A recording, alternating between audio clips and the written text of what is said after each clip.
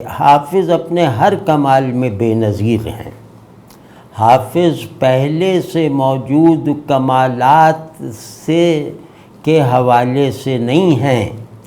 حافظ کے کمالات پہلے سے موجود کمالات سے ماخوذ نہیں ہیں، یہ کمالات کی فہرست میں اضافہ کرتے رہتے ہیں۔ تو ان کا ایک کمال یہ ہے کہ یہ جمیل کو جمیل تر بناتے ہیں، یعنی حسین کو حسین تر بناتے ہیں۔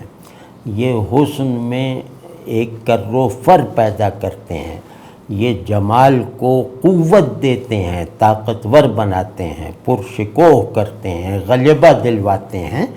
تو گویا ان کی نظر سے حسن مزید حسن بن جاتا ہے، یعنی زیادہ حسین ہو جاتا ہے۔ یہ جیسے اقبال نے کہا تھا نا، جمیل تر ہیں گل و لالہ فیض سے اس کے کیا ہے، نوائے شاعر نگاہ شاعر رنگین نوا میں ہے جادو۔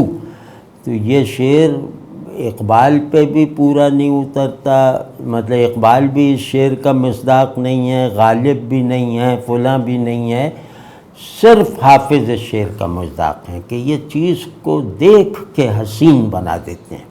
اور حسین بھی خیالی حسین نہیں، واقعی حسین۔ واقعی حسین کون ہوتا ہے؟